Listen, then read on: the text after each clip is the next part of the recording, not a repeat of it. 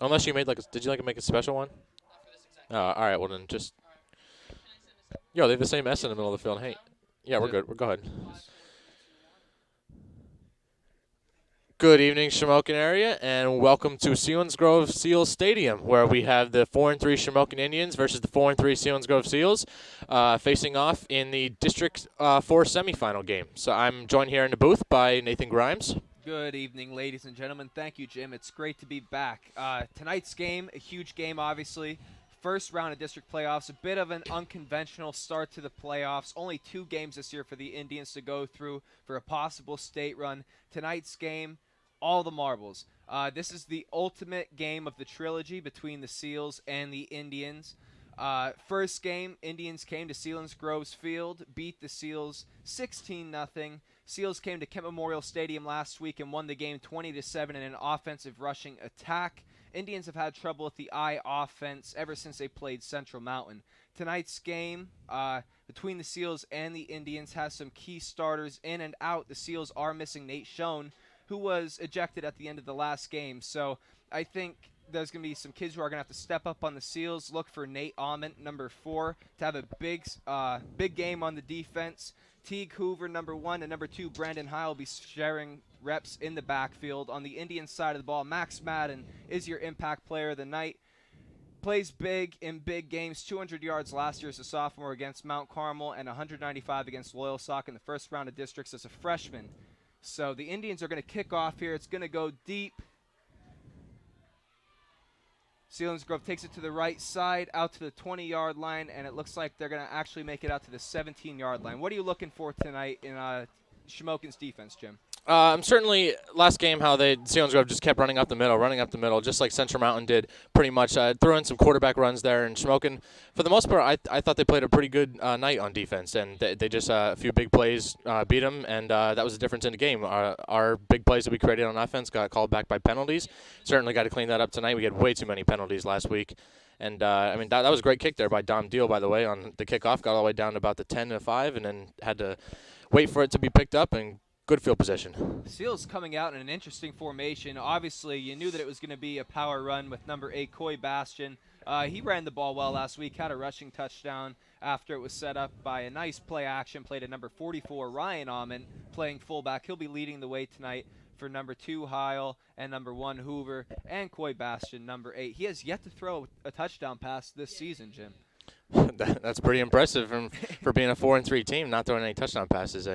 And yeah, like you said, at number 8 there, Coy Bastion, you said he showed some impressive speed last week. He's definitely a guy that they have to key on tonight. He did. The Seals are going to come out in an I formation, what we saw most of last time they played last week, and that's going to be taken outside. The Indians are going to swarm to a good outside containment, force him inside, let the linebackers clean it up. Yeah, nice play there by Corey Adams. Looked like was in the tackle along with Hunter Rodarmel, and defense they're flying to the ball tonight so far. Great 2 plays, 0 yards gain. That might have even been a loss of a yard there. So far, great energy looks like tonight from the Indians. And if you remember last week at the end of the game, all that debacle, it can be inferred why they have so much energy coming out tonight. Coming out a little bit of a revenge game here. Oh, tonight there's going to be some blood. This team has played each other 3 times. They know each other pretty well now. Selinsgrove going to come out with 2 tight ends, I formation. Bastion's going to drop straight back. And Bastion's going to go down in on the sack.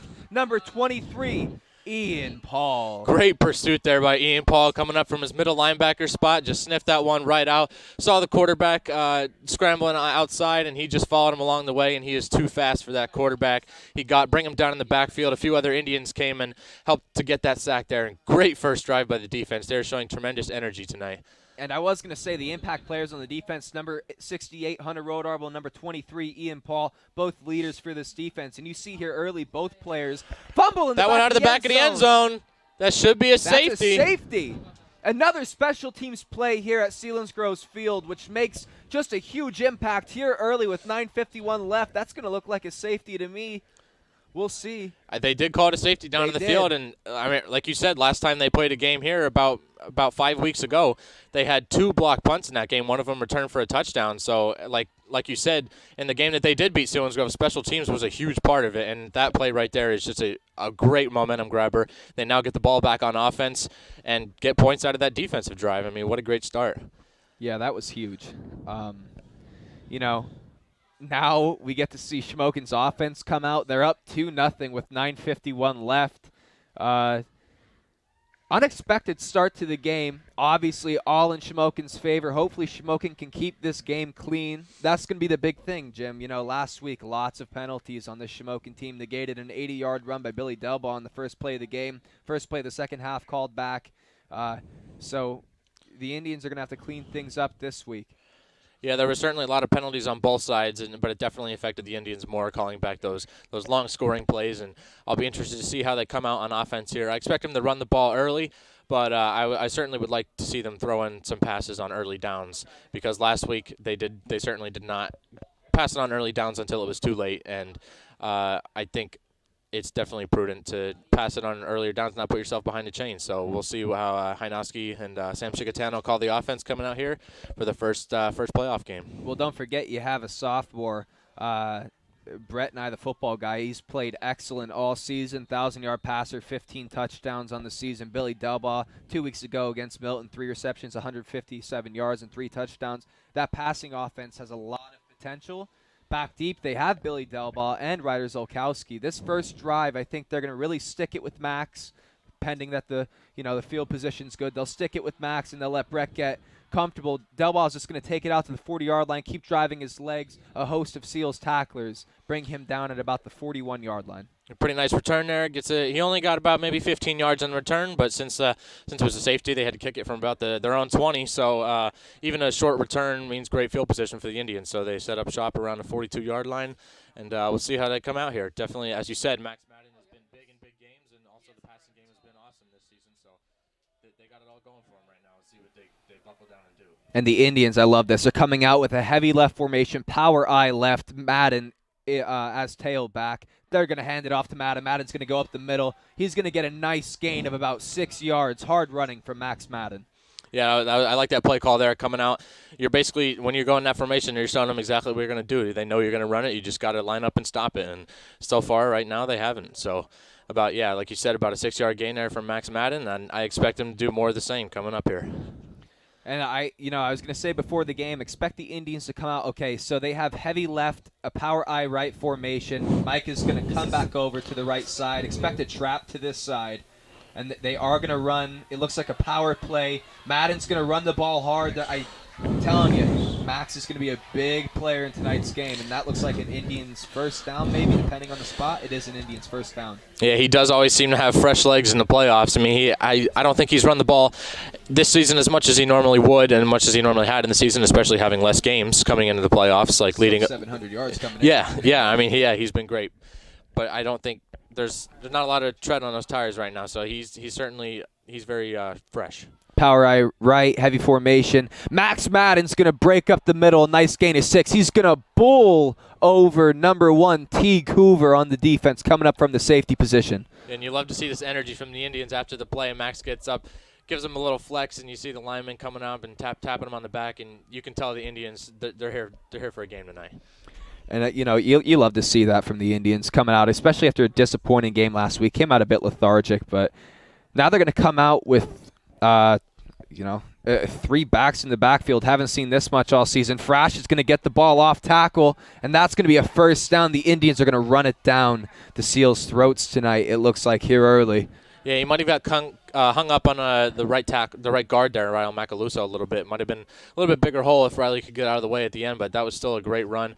Great blocking for Frash to get that deep, and they're just running the ball consistently now. I think almost every carry he's gotten 5 yards, so I say keep doing it until they stop it. Indians are going to come out in a heavy right, power I left formation. They're going to hand it off to that heavy side. Expect to see that tonight. I have a feeling the Indians are going to come up with like a power I right formation, and they'll have the offensive line heavy to the left side. You could see a trap formation if they keep running to the power I side. It opens up the playbook a lot. I was expecting to see an offense like this tonight.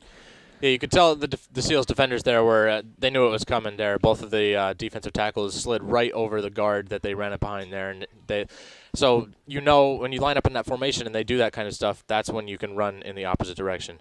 Heavy right, power eye right. Max Madden's going to take off. He's going to get himself a gain of about what appears to be 4. And now it is 3rd down for the Shamokin Indians on this opening drive of the district playoff game. Yeah, it looks like about 3rd and 5. This is a hugely important down for the Indians here. And I expect them, if they get maybe 3 to 6 yards here, that they could even go for it on 4th down. Because I do not expect them to punt this deep in Seals territory. Indians are to come out in a heavy left formation, 3 backs in the backfield. It's going to go to Paul. Great job. That play is blown up by number 26, Corey Rumberger. He's a sophomore. Heard his name a few times last week. He did not get much there, maybe 1 or 2 on the gain there from Ian Paul. Seals defenders have done a pretty good job after those first few runs of stopping the runner before they get to the line of scrimmage. And it now here brings up a 4th and 4, and it does look like they're going for it. So this becomes pretty massive here. If they can convert, that would be huge for their momentum. They're going to keep the offense out. Frash at the wing to the left side. Look for a play action pass here. They're going to motion Frash. Look for Frash to go into the flat. Frash is going into the flat. Frash is open in the flat. Ball thrown a bit too late by number 15, Brett Nye. He took a shot at the end of the play. He had him earlier, but it's hard to get your hips flipped around, especially at that young of an age. But solid-looking first drive for the Indians. That's something that they can build on for the rest of the game. Yeah, pretty tough throw there for Brett Nye for his first throw of the night, and he had a guy right on his tail. He might have even clipped his arm a little bit as he released it there. Couldn't quite tell, but unfortunate way to end that drive, but definitely something that gives you encouragement that you can move the ball tonight consistently. Absolutely. That drive, that was exactly what I was hoping to see from the Indians. 2 formations that they haven't really shown on tape, and, a 3rd game when you have a team that's seen 2 games of tape against you, you might want to change things up. And now the Indians are going to come out in a 4-4 defense. Seals are going to run that heavy right formation again, and they're going to run another quarterback keep. See a flag come out in the area of holding after Bastion gets a gain of 3. Yeah, we'll see what they do call here, but usually behind the line of scrimmage. It might have even been a false start. They threw that pretty early in the down there, so we'll see what they call, but decent gain there, pretty good play by the defense. Yeah, good start for this defense. Seals aren't fooling aren't fooling any of the guys out there, at least with their formations. Could see them try and throw something underneath, because you did see they had somebody come back across the backside as if they were running a trap play with the quarterback. That could be something that they dump it off to him later in the game. And look, they called a chop block on the Selinsgrove lineman, so that's probably why they threw it so early, because he went immediately to the shins of one of the Shamokin players, and that backs him up big time here. Looks like going to be about 2nd and 25, or 1st and 25 actually. Chop blocks are too dangerous of a blocking technique to use in today's game. Now the Seals are going to come out in an I formation. They're going to hand it off, and that is number 2. Number 2, Brandon Heil with a nice run, takes it from 1st and 25 and gets a 31-yard run out of it. Yeah, that was great vision there from number 2. I mean, when he bounced that out, I knew that was going to be a big gainer. There was no one on the outside for contain there, and that's the problem when you play that kind of defense with everyone so close to the line of scrimmage. If he can wait a few seconds and be patient back there, then those big holes will open up. So the Indians have got to make sure they execute their jobs here on the defensive line, and especially the linebackers. And they're going to keep Heil in the backfield now. Bastion under center, I formation. They're going to hand it off to Heil again. Nothing happening there. Who made the play? Number 30, Corey Adams, and number 13, Ryder Zolkowski. Yeah, Corey and Ryder learned from their mistakes last play there. They came up and sniffed that one out and gave him a big lick in there. Yeah, Heil looks like he's hurting a little bit after that hit. I mean, Zolkowski came in and really laid the wood on him. So they're going to come out here now, 2nd and 9, Bastion in the huddle. And now the Seals are going to break the huddle. Looks like they have tight ends on both sides, with number 4 split out to the right side. I formation again. Heil still in the backfield. They're going to hand it off to Heil. Another penalty comes out. This one looks like it might be a sideline warning on the Indians. I saw a few coaches throw their hands up in exasperation there a little bit. That is going to be a sideline warning. Referee just calls it. I mean, that's pretty early to call that. Usually you see that called in the second or third quarter after the ref tells them a few times to back up. But, yeah, I've seen it also in the playoffs. The refs tend to be less lenient. Yeah, that's dangerous. I'm pretty sure there's only 2 of them is actually yards then. So the coaches definitely have to be conscious of where they're at on the sidelines here for the rest of the game. And especially having it this early, that's definitely going to be in there, should be in the back of their minds at least for the rest of the game. And that could end up coming back to bite them in the butt there. Number 1, Teague Hoover comes in the backfield. They're going to hand it off to Hoover. Hoover is going to break. Nice run. Tackle on the play by number 1, Colin Baza.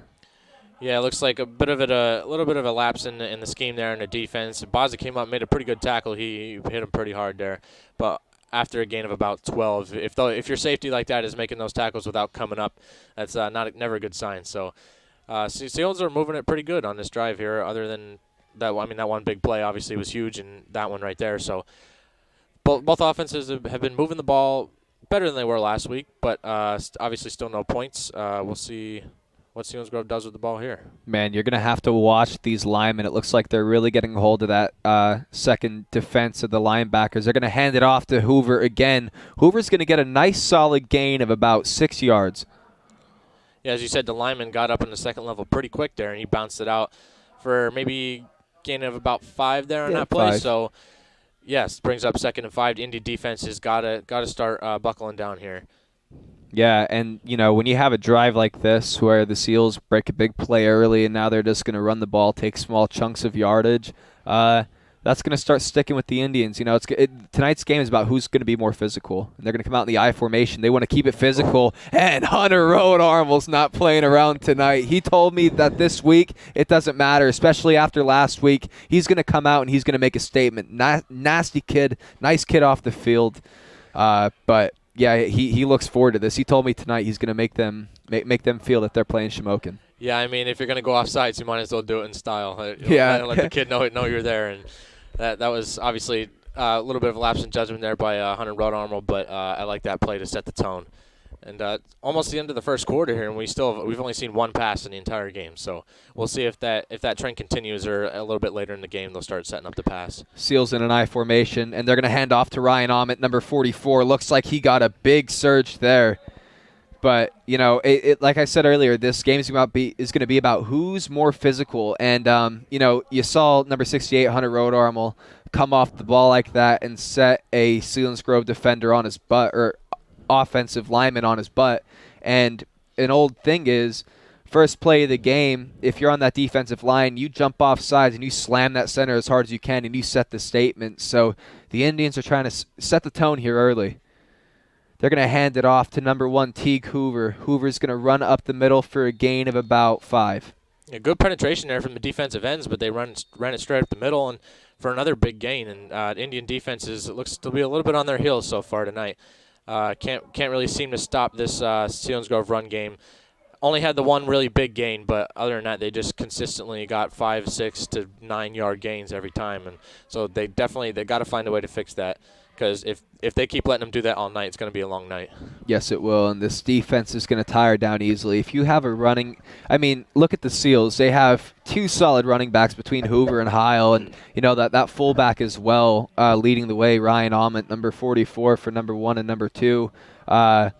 You know, they're splitting reps well. They're splitting reps efficiently, and that's dangerous for a defense because you can pound one of the running backs. He'll step out for a few plays to catch his breath, and then you have somebody who's just as good coming in. You know, there's no lapse in talent. Yeah, they're giving us a taste of our own medicine there with our three-headed monster in the backfield. We certainly have similar playing style. Not quite. I think Ian and Frash are not quite as fast, but they're certainly just as powerful as Madden. Absolutely, and that's the thing with this Seals team. I mean, they come out in these heavy formations, but these backs are not power runners. They're elusive. They're shifty runners, and they're going to come out in an I formation yet again. It's going to be a QB sneak with Bastion. Caught them off guard early. Bastion with a quick acceleration, but another flag on the play. Yeah, a little bit of a weird play call. You hardly ever see a quarterback sneak on 2nd and maybe 4 it was. So there was a penalty flag, and it was on the Seals. Looks like probably a false start or an illegal motion or something. and that one does come back. Not bad, though. I mean, I'm not going to lie. I like that play call. You just come out, get your quarterback moving, and, you want to get him involved, too, especially if he's handing off the ball all night. So he got him up and got it moving. But penalty sets them back now, 2nd and 7. They're going to break the huddle. They're going to come out in that I formation yet again. Tight end to the tight end to the left side. Receiver split to the right, and they're going to hand off to number 2, Brandon Heil, who's going to churn his legs for maybe a gain of 1. Yeah, he definitely kept them legs going. He's showing he's not going down easy, but Corey Adams and Micah Miller were in there in the stop. Brings up their first 3rd and long of the night. So the Indian defense, this is a huge down for them in order to get themselves off the field here, get a little bit of a rest because they look a little bit tired already. I mean, I can understand why. Well, the Seals have had the ball since, I believe, 9 minutes and 21 seconds in the first half. Or no, first quarter. I'm sorry. They've probably had the ball for about 6 minutes so far, going on 7 minutes. They've really controlled the ball so far. It's going to go to Heil again. Nothing going there. Micah Miller, number 14, and number 4, Aaron Frash in on the play. Yeah, nice play there from Hunter Ronarmo as well. He shed his blocker almost immediately and forced him to the inside to Ian and Frash there. So great play there on both levels, and forcing the Seals to most likely punt here. So actually, it looks like they're going to kick a field goal. Go for a field goal. Ooh. Oh, let's see. They're on 34 there. It'd be 44. That's like a 51-yarder. Yeah. That's a 51-yard field goal. You add 10 on. I would be extremely impressed if he made this one here. That's up. The kick is no good. He had the distance, but it just went a little bit to the left there. Wow, they certainly have a lot of trust in their kicker there to send him out for a 51-yard field goal. That's a gutsy call, but I mean at the same time, if you have a kid who has the leg, why not? You could pin him back deep. The Indians are going to get the ball on the what looks like. Actually, you know what? That was only 44. But was it 44? Yeah, I forgot you had 7 from the spot, not the ball. The ball. Yeah. 44, but still impressive. You don't see that attempted often in high school games. Yeah, I mean most kickers max out at 30 yards. I mean, Jim was hitting. My partner here was hitting 45 in high school. Oh yeah, I could hit 50. But you don't see it. That's not normal. That's the outlier. And they're going to pitch it out to Madden again. Madden's going to make a nice move, cutting back to the inside for a nice little gain. Yeah, great elusiveness there, cutting back and shedding off them defenders for about maybe 5-yard gain there by Madden. And so far, they've run the ball pretty well. Both teams have, but neither teams have come up with points. And it's going to be whoever comes up with. I mean, well, actually, we do have points from the safety, but offensive points. It's going to be about who can, once they get into the red zone, who can punch it in. Well, that's the end of the first quarter already. Unconventional score here at Selinsgrove's field, but early, your Shamokin Indians lead 2-0 at the end of the first. First time the Indians were here, like we said earlier, they had a safety. So pretty sure they did, yeah. A safety and a touchdown off a block punt. Yes, they did. And things are trending back towards that first game. Second game, they tried to throw a bit more than I remember them doing. And obviously, when you have an explosive passing attack that's worked multiple weeks, I can understand that. But, I mean, that first game, Ian Paul has a 68-yard run that sets Aaron Frash up for a 3-yard rushing touchdown. So, like I said earlier, I have a feeling if you do see Brett throw, it's going to be out of necessity, not out of, not out of game plan, if that makes sense. Yeah, and the Seals do look like a different team from the first time they played. I mean, they really could not move the ball hardly at all on offense. And from last week and this week so far, their offense has certainly been playing a lot better, but our defense has held up pretty well so far tonight. Yes, it has. And now the Indians are going to come out. Sophomore quarterback Brett Nye leading the Indians. Coach Hynoski, 3 seasons here, 3 playoff appearances. Still has yet to have a home playoff game. Hopefully that can change soon. But things are trending in the right direction for this Indians team. Yeah, it would be nice to have a home playoff game one of these years. Power eye right, heavy right. And they're going to go to Madden again. Madden's going to cut up the middle. Madden is just going to run for a solid gain in on the play. Looks like number 19, Scott Kissinger. Yeah, it looked like he was going to have a huge hole there for a little bit. I thought he was going to break that one pretty deep. Still got a really nice gain, about 11 yards for a first down on that run by Max Madden. So great running by, I think Madden is definitely, he's going to get his legs worked tonight. Not to get biblical in the booth, but it's a parting of the Red Seas in a way. Selinsgrove Seals wearing their red attire tonight. It was a parting of the Red Seas. Nice hole. The Red Seals, huh? Yeah, they're parting of the Red Seals.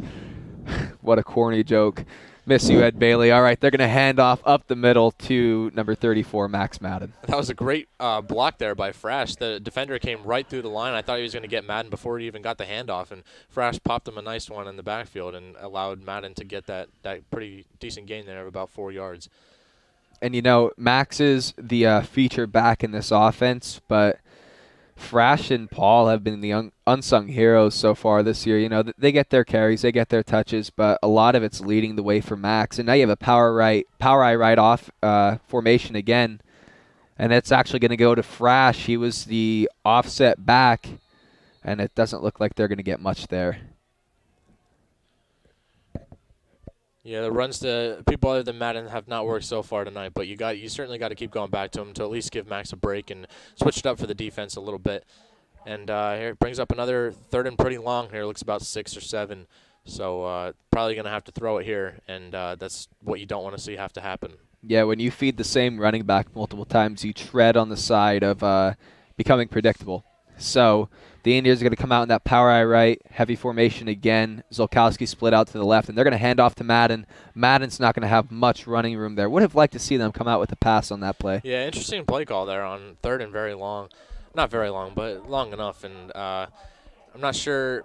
I don't know if they have a little bit of reservations about Brett in his first playoff game, which, I mean, if they do, I do not think they should. We'll see if they switch up their play calling a little bit more later on in the game, but so far been fairly predictable. Yeah, I say let him come out and throw. I mean, you've done that all season. What's going to change now here at the end of October? It's the same kid, and he's going to get out a punt. That's going to go to number 2, Brandon Hile, who's going to break a nice return there. He's going to get popped down by a host of Indians, amongst them number 13, Ryder Zolkowski. Yeah, another nice punt there from Brett. Looks like it might have been blocked. They came right through the line, but Brett got it off cleanly, and it had a pretty good bounce there. Coverage was decent, and they're going to start this drive at around the 42-yard line. So pretty good starting field position for the Seals. Let's see if the Indians can hunker down here and not allow a first down. That would certainly go a long way in getting better field position for the offense for the next drive. Well, if you remember last week, I mean, there were multiple punts that we were sitting up here saying, oh, man, you better get that out, or, just that special teams attack from the Selinsgrove kick return team was something that was noticed last week, and I think they're going to keep bringing the heat this week. The Seals come out in an I formation. They're going to motion number 4, Nate Ament, across the formation. Bastian's going to come right out. He's going to put it out. Oh. Zolkowski drops the interception. That would have been a pick 6. I know it. He would have been gone. There was no one there. Just bounced off the hands of Zolkowski. He was in perfect position, played that extremely well. Not sure if the quarterback just didn't see him or if he thought he could fit it in there, but either way, great plays by Zolkowski. And if he's going to be a lockdown corner like that, force the Seals to be one-dimensional like they have so far tonight, I think they're going to have a lot better chance. Seeing a play like that from a sophomore, it makes me so excited for this program for the future. You have Colton Lynch out there, number 3, a set of sophomores who are really making an impact on this defense. And now they're going to hand it off to Hoover again.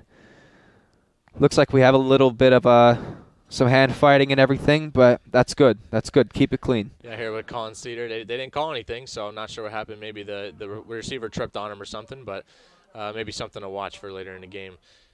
As we saw last week, this matchup can certainly get a little chippy. Yeah, just a little bit. Had, a 10-minute stoppage last week. But we're not going to bring that one up. We're just going to focus on tonight's game.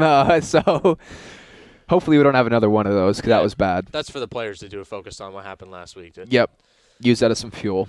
And now the Seals are going to come out tight end to the left side. 2 receivers out there, I formation, and Micah Miller jumps off sides, it looks like. Yeah, I mean, they certainly jumped off sides, but it looks like they got back across the line. I'm not sure why you would throw maybe. that flag before. Yeah, probably. Yeah. But did not look like they drew any linemen off sides. Yep, that's looked like an encroachment call on number 14, Micah Miller. There was another defensive lineman who jumped out too, but Mike is closest to me, so I saw him first. Yeah, there was definitely at least 2 guys that jumped off there. So good hard count. Yeah, that's their second offsides penalty already today. So done a little bit better so far tonight with the penalties, but still not as good as you would like. I formation, tight end to the right side. They're going to hand off to number 1, Teague Hoover, who had a huge hole. Possible touchdown saving tackle by number 23, senior Ian Paul. Yeah, that was an amazing play there by Ian. If he doesn't grab him by his knees and wrap him up there, he was probably gone. Baza was the only guy back there, and I don't know. He took a poor angle on that run there. I think that would have been a touchdown. So great game-saving play there by Ian Paul. And, now you see Hoover come out and who comes in but Brandon Heil, who's just as productive in the backfield, especially with Ament leading as lead blocker there. So they're going to have a tight end to the left side I formation. They're going to go to Ryan Ament up the middle. Solid gain of about 2 to 3. Just get ahead of the down, move the ball a little bit. Looks like number 41 over there is limping off the field a little bit. Rothermel, yep. Yeah, he's so going to come out. Might be something to keep an eye on there. Probably a cramp. He looks like he's grabbing his calf there on the sideline. So we'll keep an eye on him, see if he comes back out. Aaron Rothermel had a decent game on defense last week. Didn't stand out as much as Amit, but he pulled his own weight last week, and him coming out's pretty big. So now they have a tight end to the left side. That looks like number 40, Spencer George. I formation. They're going to hand it off to number 2, Brandon Heil, who's going to truck it up the middle for a gain of 3 or 4 again. Just small gains to make it 3rd and 2 now. Yeah, 3rd and pretty short here, and from my perspective, it's no secret what the Steelers are going to do here. They're going to run the ball right up the middle, or maybe an off tackle, but Indians have got to be prepared for the run here, and it's just a matter of who wants it more. Wouldn't be surprised to see them come out in that shotgun formation now. We'll see. Might just come out in this I formation. Again, it seems to be working for short little gains, especially after that shotgun formation not working. So they're going to come out. It is going to be tight into the left side I formation. 2 receivers split out on both sides of the field. They're crowding the line. Looks like that they were going with a pitch play. Yeah, it looks like the Indians were indicating that the Steelers had jumped, so we'll see if they call, and they do call a false start here, so that's huge. It takes it from 3rd and short to 3rd and medium here, and that's definitely big when the Steelers have called run plays most of the night. That is a huge thing, especially because, the Steelers have thrown it maybe twice. We've seen, 3 passing plays between both these offenses, which is pretty uncommon. Yeah, Selinsgrove in the past, especially with Libby and all that, they come out and they throw the ball all the time, and that's not what I expected this year, to come out and see them run almost every play. Oh yeah, I know. It's been completely different look. Completely different look. They're going to motion Ament across the formation again, I formation, and we have another flag or timeout. Yeah, timeout. Selinsgrove called a timeout there on offense.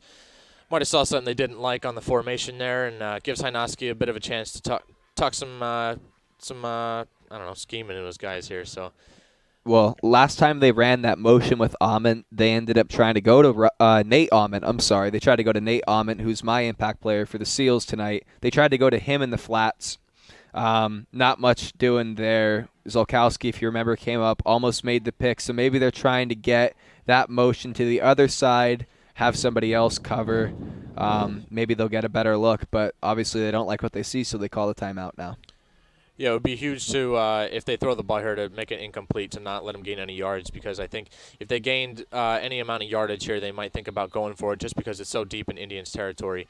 But if they didn't get any yards here, I think from this position they would punt the ball. So it's definitely huge in terms of field position, this play right here. Yes, it is, and it's been a defensive game so far. You love to see it, just smash-mouth football. And it's good to see Aaron Rothermel, number 41, back in at tight end. So they have tight end to the right side, I formation, 3rd and long. They're going to motion Nate Ament again. Ament's going to come across the side. Now they have Cedar on Ament, maybe a better look here. They're going to throw it out. Did it get tipped at the line? Yeah, and it looks like Micah Miller is indicating that he did hit his arm or tip the ball there. So great play by Micah Miller if that was him. Because if that wasn't him, I'm not sure who that was to or what happened there on that throw. But great play by Micah Miller. Even if he didn't get the ball there, he had great pressure. Well, being 6'4" certainly helps. Yes, yeah. Got the long arms up there, probably hit his arm as he threw the ball. So Micah Miller has definitely had a huge impact tonight. And he's also great at blocking punts, so we'll see what happens here. He is. He's been a big player this year.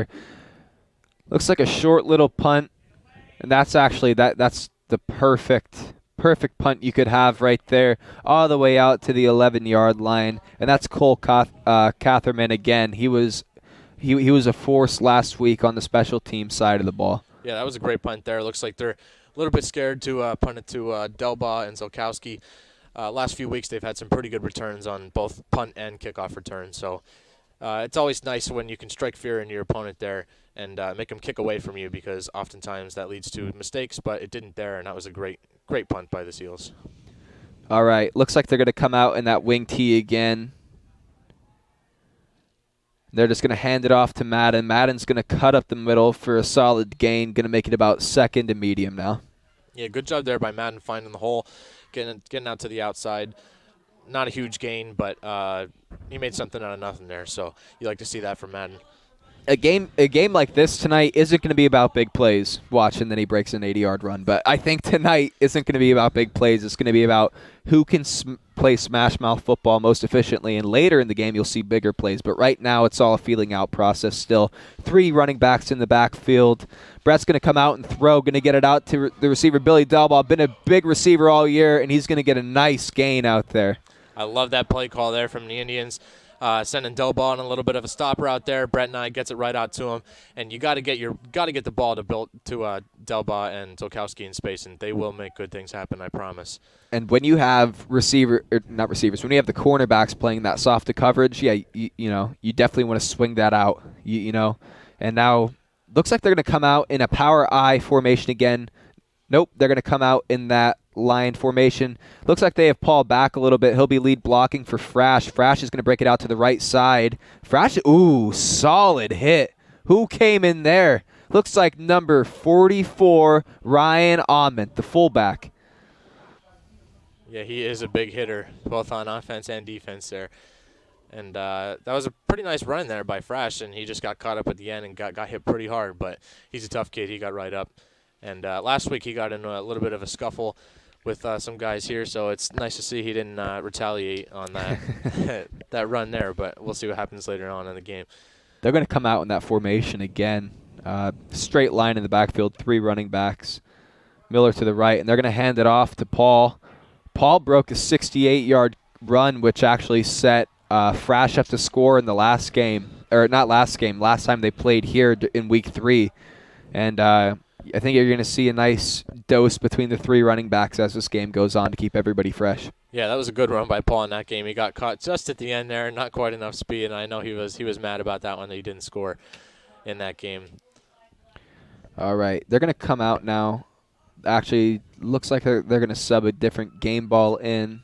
Indians are going to rehuddle. Ooh, they're going to come out and measure it. Wasn't sure what was going on there for a second. It was very close to a first down there by Ian Paul. We'll see what the outcome here is on a measurement. Looks like last week they had one measurement. It did not go in the Indians' favor. That's a first down. But this time it does. I was going to say, it looks like that would be good, but you can't tell from our angle. So, the edge of that ball was passed by a good foot. So, first down, Indians. Indians going to come out. Micah Miller, tight end to the left side. Tight end left, 3 backs in the backfield and a line formation, I guess you would say. Going to be another run to Paul. Paul running hard, puts his shoulder down. Solid gain, second and medium now. Yeah, you like to see that blocking there from the offensive line. I mean, obviously we don't call their names out much, but they are doing their jobs down there, especially on a night like this. And Ian Paul just kind of fell forward there for a few extra yards. And that line open up those holes tonight. Hopefully, as the game goes on, they'll wear the defense down a little bit more and see some of those runs break into the second level. Okay, they have Delbaugh down to the left side, tight end right. They're going to hand it off to Madden. Madden's going to run hard up the middle. That looks like another Shamokin Indians first down. Yeah, they are running it extremely well tonight. Yeah, another first down. They're giving it to him now. And they're in Seals territory, so about 3 minutes to go, 3.5, a little bit ticking down. So with the way this drive is going, this might be the last drive of the half.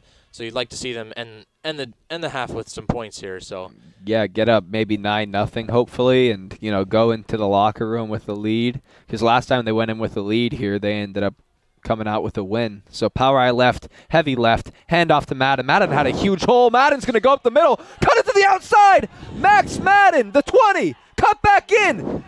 Ahmed Touchdown! He's in. What He a is great. in. Oh, they are calling him just Oh, short. man. Wow, yeah, that takes away a huge run there by Max Madden. I mean, he got eerily similar to the Ian Paul run where he got caught just at the 1 yard line here. You see him, he had a big hole and he bounced out. And it looked like 15 was going to catch him here, and he just cut back on him. What great vision and power by Max Madden. But if you look at that play again, you have to tip your hat to number 44, Ryan Almond. I mean, that is not giving up on a play. It looks like he's gone from the middle linebacker position. Almond runs him down. I don't know if they're brothers or something, but Nate Almond actually ran Max down last week twice. So I'm sure Max is pretty sick of the Almond boys so far. Yeah, but that's an impressive feat, running him down in the open field. Yes, it is. And we were just talking about having those linemen wearing the defensive linemen down and breaking some of those runs, and there it was. I mean, Max Madden, he had a huge hole either way he went, and he chose to go straight up the middle and made a few defenders miss and got it all the way down to the 1 yard line here. So, yep, that's a big play. yeah, I think they did call a timeout here before this 1st and goal. And you certainly expect him to run it 4 times here if they don't get it. I don't expect them to pass it this close to the goal line, but we'll see what happens. The only pass that I could see them running is maybe an 18 quick out. Maybe a 19 quick out. You come out in a tight formation, have the outside receiver cut inside, and then you have maybe Micah from the tight end position, since they're running such a heavy look, have him slip into the flat. Usually works out pretty well for the Indians. It's a solid play to run at any part of the field, especially down here when they're in a man coverage and you have a mesh, 2 crossing receivers that could break somebody open. So we'll see what the Indians come out in. They're going to come out in a power I formation, it looks like, which I would. I wouldn't try anything shifty here for this first play. Yeah, I'm expecting a little bit of quick handoff to Ian Paul here. It's going to be to Max Madden, who's going to come in for the touchdown. Touchdown number 34, Max Madden. And they do him justice here, giving him a carry on the 1 yard line. You always hate to see those guys that do all the work to get him down to the goal line and they give the touchdown to somebody else.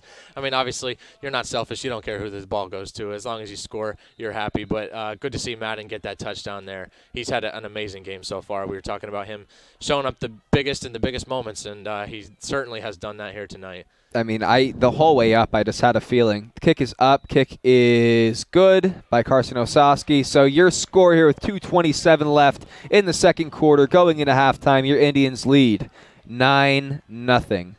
But back to Max Madden. Yeah, I was just going to talk about that kick there a little bit. A Go bit ahead, of a low kick, but I mean, he put it through, and that was huge, obviously, making it a 9-point game, making 2 possessions instead of the 8 where they could get the 2-point conversion, make it a 1-possession game. So huge kick there by Carson Osowski.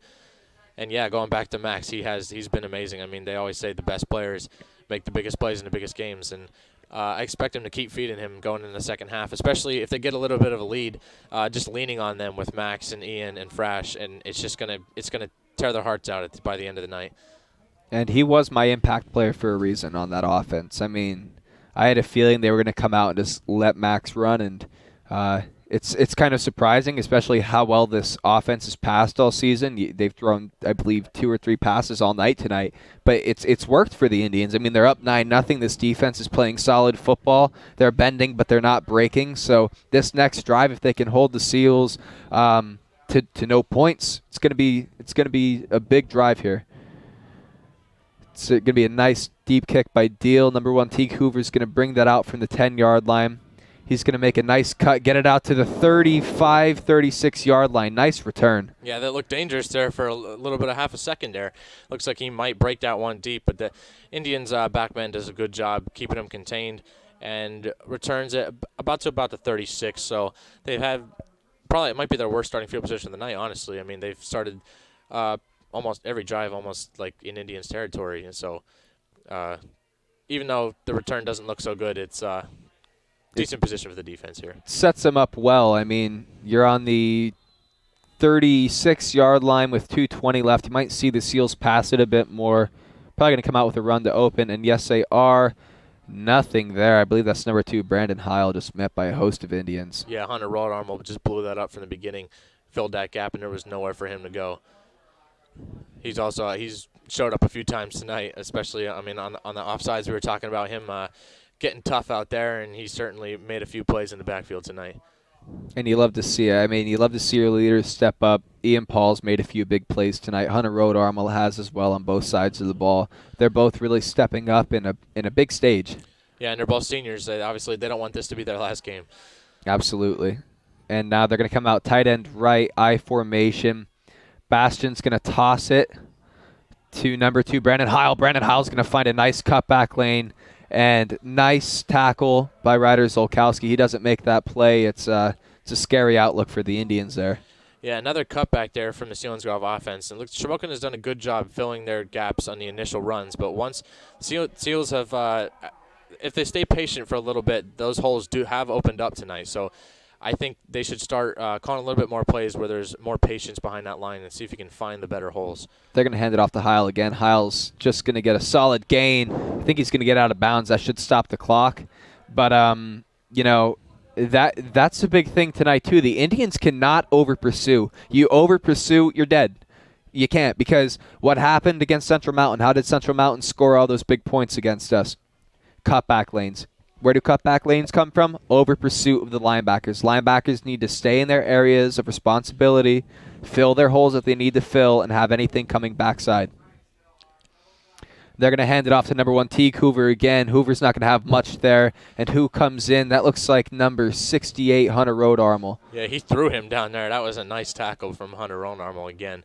And, someone, never mind. Just a shoe. It looked like Ian Paul was hurt a little bit there. Looked a little scary, but. I was like, oh, Jesus, legs should not be bending like that. But just a shoe came off. He's fine. All right. Seals are going to come out tight end to the right side. Number 41, Aaron Rothermel at tight end. I formation. They're going to toss it out to Hoover. Hoover's going to cut it inside. Play blown up by number 23, Ian Paul. Yeah, Micah Miller also had good pursuit there, forcing him to the outside, allowing Ian to come up and make the play. And it does not look like they got the first down. It's going to be close. Look at the clock, 31 seconds left, and the Seals have 2 timeouts. I think what they're trying to do is get into field goal range, let your kicker try another long field goal, and see what happens. I mean, yeah, you get a field goal here and make it a 6-point game, make it a 1 possession. So that would be huge. Any kind of points here would be just big in the totality of the game. Because in your mind, you're thinking, there's that. Nope, that is inches. Yeah, it is short, so it brings up 4th and extremely short. So, I mean, you're thinking here, there's not much time on the clock. It doesn't make that much of a difference. But bringing them 4th and short here forces them to do probably a quarterback sneak or a run right up the middle, and that's going to run a lot of time off the clock, force them to use another timeout. So that play is huge in allowing them, stopping them from going for another big play here. I mean, they still could throw the ball deep, but it certainly discourages that from happening a lot more now that it's 4th down. Well, they have a slot receiver out. Amon in the slot. Rothermel on the tight end. Oh, and it looks like they're going to get the first down. Some excitement up here in the booth. I believe we're next to the coaches, Sam Chicatano. We can hear him. He wanted a timeout there. Yeah, they had nobody covering that slot man, but thankfully for them, the Seals obviously called a quarterback sneak, and the quarterback either didn't see it or just wasn't confident enough to change the play at the line of scrimmage there. So lapse in coverage there for the defense, but it ended up not mattering. Better thank their lucky stars that it doesn't matter. Yeah, that would have been huge. The coaches would not have been happy going into halftime with that play. I'm pretty sure Coach Chicatano almost blew the roof off of this place when he was screaming for Coach to get a timeout from up here. And, that in the past, you would have like I said before, you would have an outside backer come out to that slot receiver. You could have a safety come over top, but you don't really want to move that safety with a team that's running the ball as hard as the Seals are running it. So you want to keep him there for that last line of defense should they break through the this solid group of linebackers. But it looked like Baza was going to go over there and cover him, and you don't like Baza having to covering people one-on-one, him being so short. So I think they're doing it again, and Baza is going to go out to the slot. Yeah, it looks like he didn't know he was supposed to do that again. And Bastion's going to come out. Micah Miller running him down, and they're going to get it out to Ament, but underthrown by number 8, Coy Bastion. He had Ament wide open. Yeah, got to get it on him. That was the same play again where the defense looked extremely confused. They didn't realize the slot guy was out there, and Baza ended up covering him. He burned him pretty good, and he was open about the 15-yard line. So if the quarterback would have put it on the money, that would have been immediate field goal position there for them. So that was extremely fortunate for the Indians that there was an errant throw there. Boz is the backup quarterback behind Brett, and he had a nasty injury last year. Coming back, you love to see him on the field, especially as a senior. The slot again, and Zolkowski was inside. They're going to go deep. Short, picked off by Ryder Zolkowski. Underthrown by Coy Bastion. Wow. Lucky. Indians are so lucky because if Bastion got air under that, I don't know why he tried to throw that like it was a slant passer. You want to get it on him hot, especially when you have somebody burnt. Not burnt, but, if they're even, they're leaving. That's the moniker. So, he had a step on him. You need to get that ball up in the air and let your receiver run under it. Great job by Zolkowski coming back to the ball. Yeah, they got extremely fortunate there. That was the third play in a row that they had no idea what the coverage was. And Zolkowski did not even get out there until after the ball was snapped. So he barely got to him in coverage, and then he trailing him and turns around and the ball's right in his face. I mean, you can't ask for better luck than that. I knew it. Indians are coming out in a spread formation. Looks like the Seals are going to line up in a cover 4 type formation. You have the cornerbacks playing soft coverage. Heavy pressure from behind. Aaron Rothermel comes out. Ball almost picked off. Dangerous throw by Brett Nye. Brett Nye took a hard shot at the end. Backside pressure from number 41, Aaron Rothermel, and number 40, Spencer George. Yeah, you got to have a lot of guts to do what Brett Nye just did there, setting his feet when he knew guys were going to hit him right in the chest. And it just does not get to throw off in really near anyone. So, I mean, not a huge loss there because there's only 3 seconds before the end of the half. So I assume they're probably going to come out and kneel it here. Go into halftime, be content to be up 9-0. Yeah, we'll see what they do here. It's never bad to have a lead at halftime. They're just going to line up under center. They're going to hand it off to Matt and see if anything big will happen. But oh my goodness! Oh my goodness! Got me excited for a second. It looks like he jumped and then spun while he was in the air over that guy like a jump hurdle. That was interesting there by Max Madden. I was being a bit facetious. I'm like, I'm sure the Indians are going to break a big play here, and then Madden almost does it for a second. Almost made me eat my words. So, and we're now at the end of the half. Indians lead 9-0. Pretty good half of football from the Indians. I mean, they've moved the ball on offense extremely well, only having 1 offensive touchdown. So we'll see what kind of adjustments the Seals come out and make here in the second half. But I like their Indians' chances. They're playing very well tonight, playing with a lot of energy, a lot of fire in their first district playoff game. They are, and I think that play that ended – the infamous play that ended the game last week that resulted in an ejection, I think that's something that the Indians have used all week to get angry about. And I've talked to a few seniors. They understand what's at stake. I was texting a few of them before the game. I said, listen, enjoy every second of this because it's going to go fast and you need to enjoy every second of it because this could be the last game. And I think they're all acutely aware of that. So Indians are playing hard and they're doing exactly what I thought they would do tonight. It's going to be an interesting second half here at Selinsgrove Field. All right, we're going to take a break here going into halftime. We'll see you in about 15 minutes.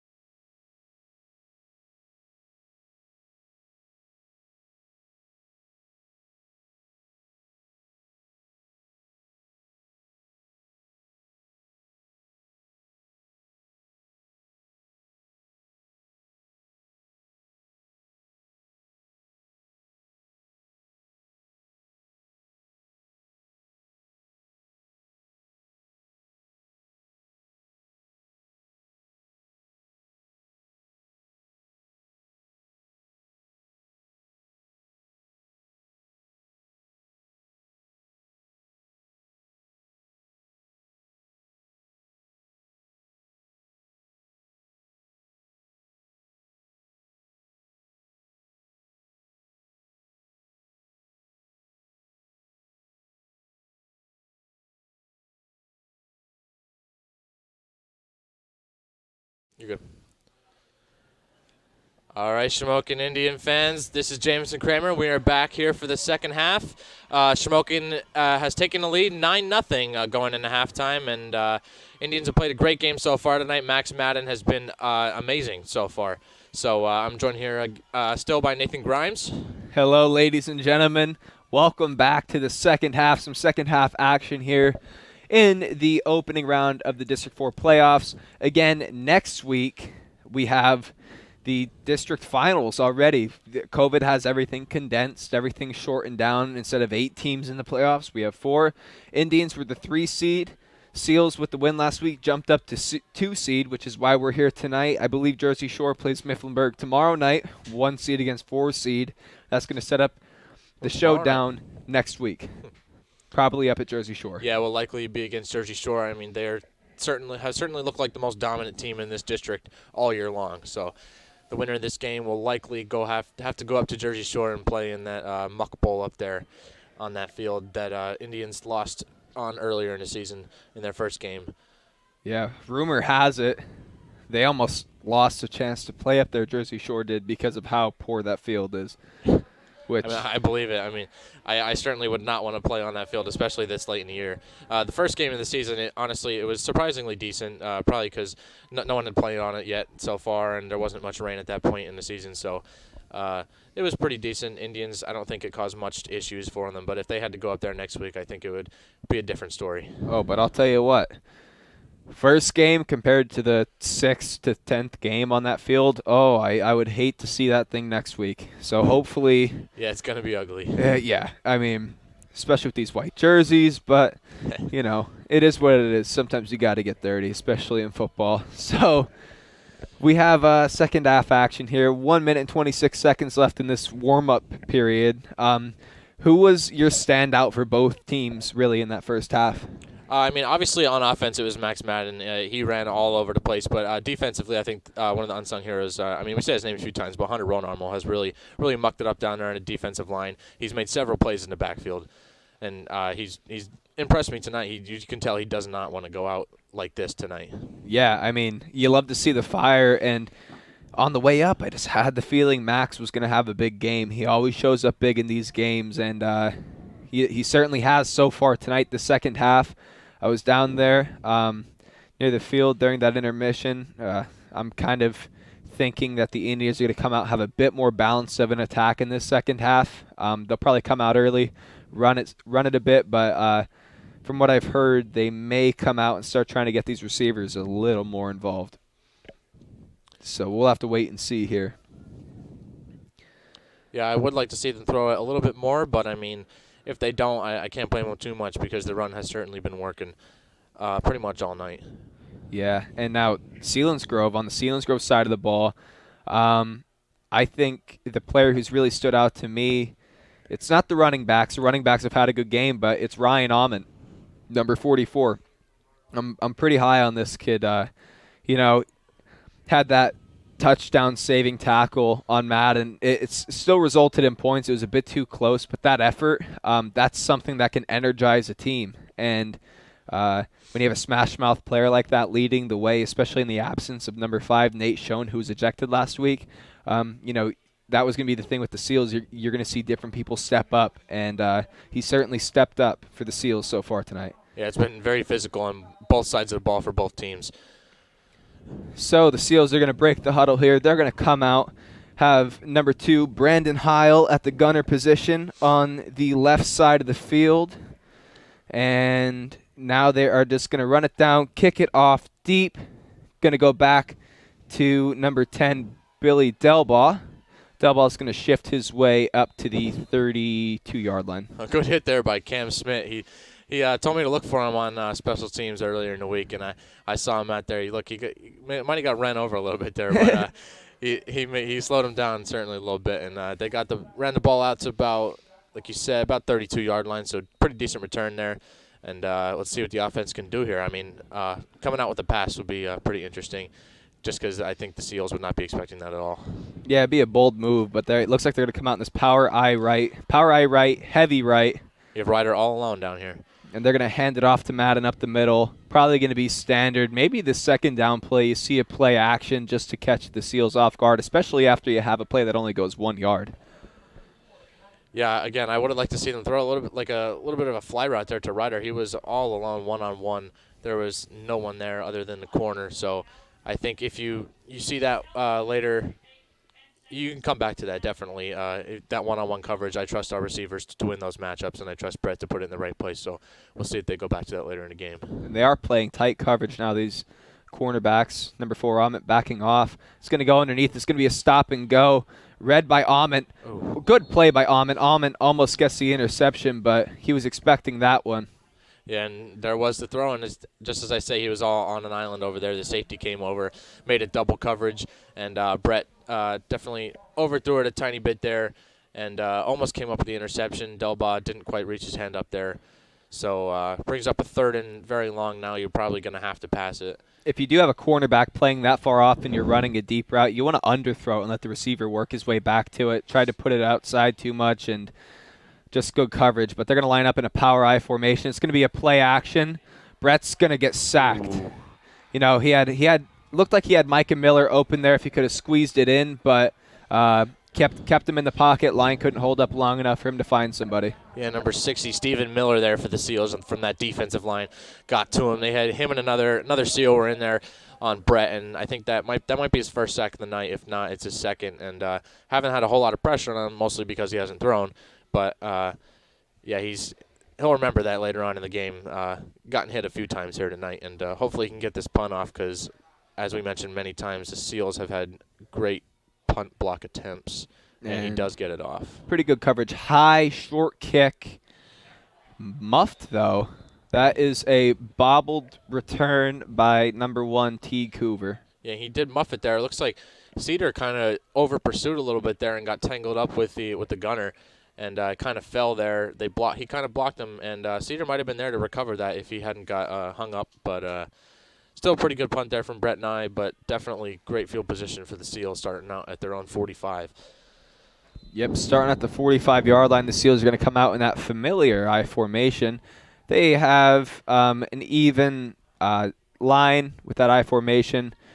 They're going to hand it off to Heil. Heil's going to churn his legs for a really nice gain. Yeah, well, I thought Frash had him there in the backfield, and he just spun out and kind of stumbled a little bit and kept his balance and lunged forward for about a 5-yard gain. So it was a great play there by the linebackers, filling that hole and getting there, but the running back just made a better play and got a pretty nice gain there. So yeah, I thought they had Heil dead to rights in the backfield, and he just did an excellent job escaping. And now the Seals are set up with the 2nd and 5, and looks like they're going to keep Heil back in there. Ahmet with the lead. Ahmet's actually going to get the ball. Ahmet is going to throw number 72, Brock Nye, down to the ground, but not much of a gain there. Looks like Hunter Rodarmel and Micah Miller were in on that play. Yeah, maybe even Colton Lynch there coming down from his maybe outside linebacker position. So a lot of Indians on pursuit there. They sniffed that one out from the beginning. There was nowhere to go. So brings up a 3rd and 4 here. Let's see if the Seals have not passed much at all tonight, as we repeatedly have stated, but 3rd and 4 I think would be a good opportunity to get this passing game going a little bit. We'll see what they call here. Yeah, Bastion was 0 for 3 in the first half. They're going to motion Ahmet. Again, they've passed when they motion Ahmet, and it's actually going to be a pitch play. And Heil's going to get the corner. No outside containment on that side. Corey Adams actually ended up getting a double team by Aaron Rothermill and Ryan Ahmet, 41 and 44 respectively. And when you have a double team, you have to do your best to try and get outside and try and force him in, but just nothing working there. Couldn't force it back into the middle linebackers. And nice play, gain of about 10, 11 yards, and it's a first down for your Selinsgrove Seals. Yeah, that was a great play call there, realizing that there was no one on that long side of the field, and only Ryder was out there, but they had a lead blocker and the receiver out there to block him. So got man on man, and they did their job. Nice gain. Double tight end I formation yet again. They're going to do a toss, kind of like a toss dive in a way, just cutting it back in for number 2, Brandon Heil. Decent gain there, though. Yeah, pretty good play. I think, again, as we saw from the first half, when they really had nice success was when they were able to stay patient, find those cutback lanes, as we talked about, how the Indians can't over-pursue and allow those running backs to get back in those lanes. And they got to stay vigilant for that here. You're going to come out with that double tight end set again, I formation. Looks like Micah almost jumped off sides, but it's going to be a play action. Had the defensive line fooled, and Bastion's just going to take off with this. Probably should have passed it because that was pretty good containment by Micah Miller and Colton Lynch, just stringing that along, not letting anybody behind them. Yeah, he had Frash and Brock Nye there fooled pretty mightily there. They were not expecting him to keep that ball and roll out to the outside. And he had a lot of space, couldn't find a receiver downfield, just had to tuck it, gain maybe 2 or 3. Brings up a 3rd and 5 here. And I assume they're going to probably call another toss pass here. I mean, it worked last time, and Indians are playing a similar defense, so we'll see what they come out and do. Double tight. Receiver split out to the left side. I formation yet again. Bastion under center. Ooh. Yeah. Sophomore Brock Nye gets in the backfield and blows that play up. Makes Teague Hoover, number 1, run it back inside, bend it back inside to the teeth of the defense. Good play there by the young kid. Yeah, he might look mini out there, but he's certainly mighty on that defensive line. He's playing the nose tackle position, and he blew that play up all by himself there. And that's just an excellent job, and they're going to keep the offense on the field. I think the head coach for Selinsgrove is starting to realize how important these possessions are. You don't get many free possessions anymore, and yeah, huge play for both teams here. They're going to come out. They're going to do a toss sweep again. Great job by Corey Adams coming up, and that is a play made by another young kid, number 13, Ryder Zolkowski. Dropped the interception earlier. That's a great play by Ryder Zolkowski. Good job by number 30, Corey Adams, in making the running back take a longer route to get to the sideline, try and break it up. But just an excellent play by that defense. Yeah, pretty much you see the same play call again from that offense as they did on the 3rd down prior, and the defense was not fooled that time. You like to see them with a rider with a little bit of swagger out there after that play, and the Indians are starting to feel it. And now the Indians are going to come out on offense. Brett and I, the football guy, under center. We have a wing to the right side. They're going to hand it off to Madden. Madden's going to run hard. Nice gain of about 7 yards there. Yeah, great play. I mean, you come out and establish that run game with a 7-yard gain on 1st down. That's definitely big for this drive. This drive, I think, is extremely important. If you can put this one in the end zone, I mean, that would be a heartbreaker for the defense to allow that at this point in the game. And you go up by 16, so that would be definitely huge. This drive is big. We'll see if they continue to establish a run here, or maybe hit one out to Delbar or Zolkowski, something like that. They're going to go tight end to the right side, heavy right. Wing left with Frash. They're going to have that wing T formation back there yet again. It's going to be another handoff to Madden. Good penetration by the Selinsgrove defense, and looks like they're going to be stopped short for about a 3rd and 1 here.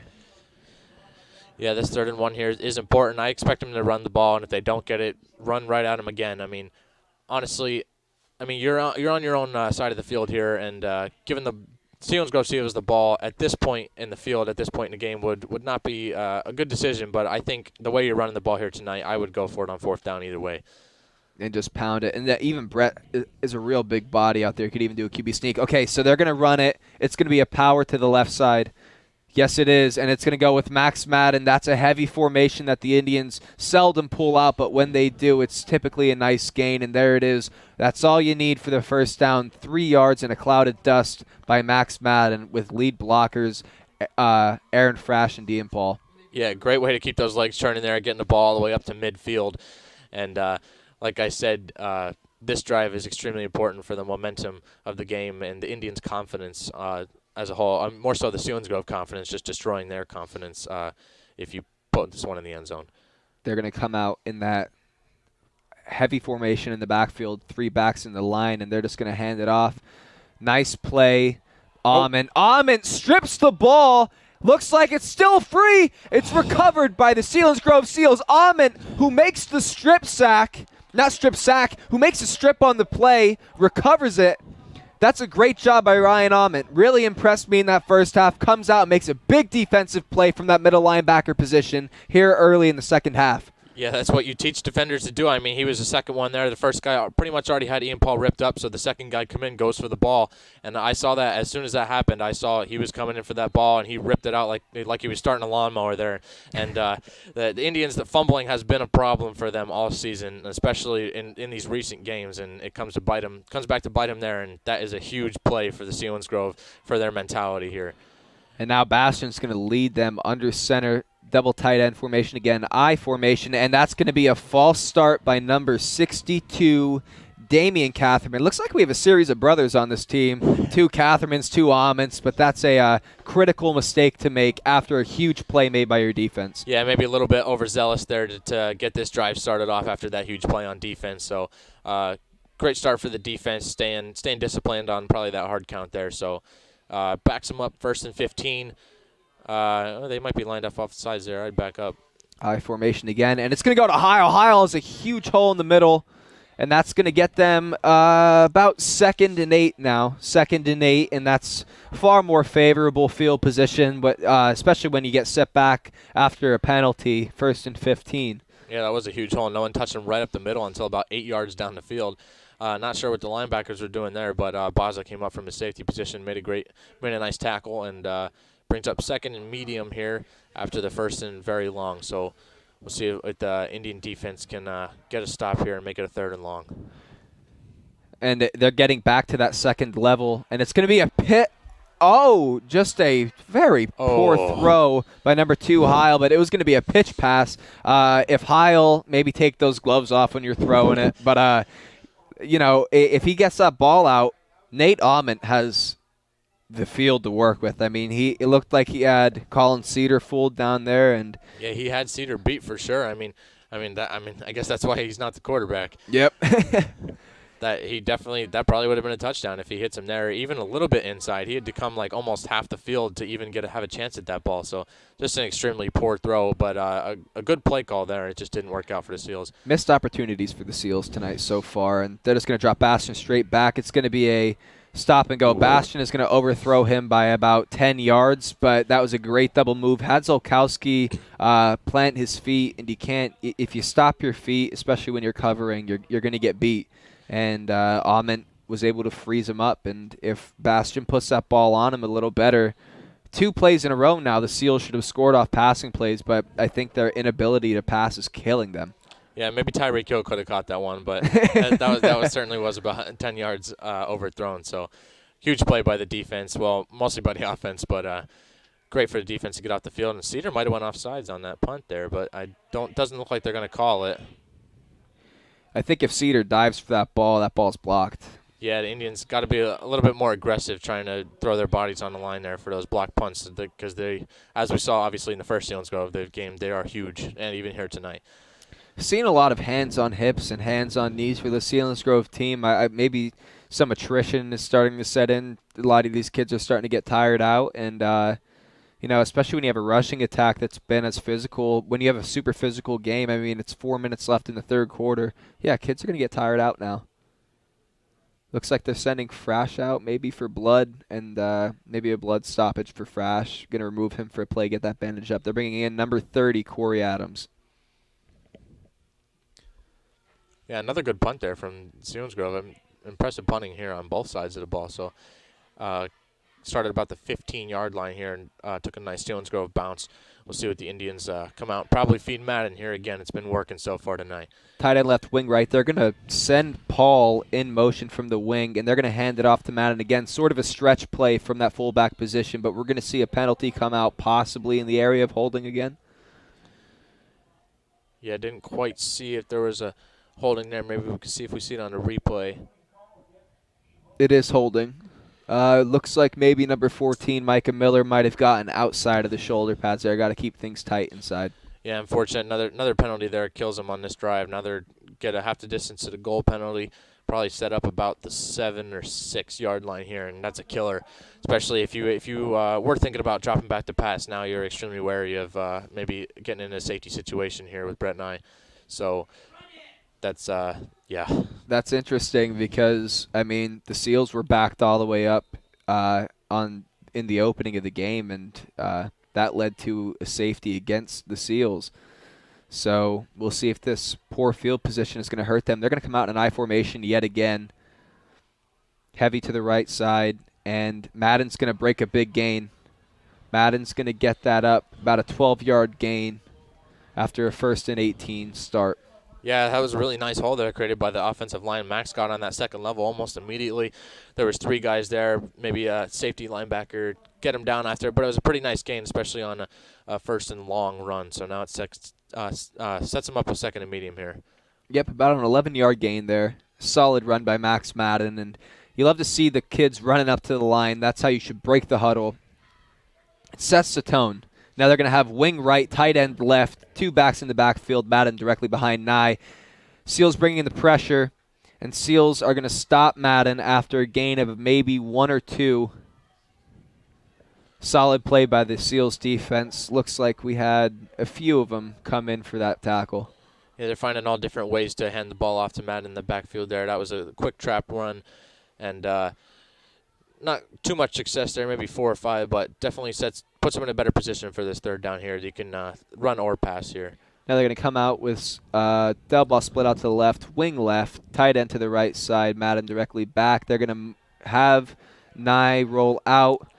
That's great coverage by number 4, Nate Almond. Again, I mean, there really isn't another place that Brett can put that ball, especially on an out like that.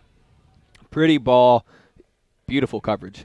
Yeah, Brett definitely had time there on that rollout and saw Delbaugh. He looked open for a little half a second there, but the corner was closer to the quarterback than him, and he just cut that lane off real quick, and Brett is lucky that he didn't come out with the interception there and is able to get this punt off.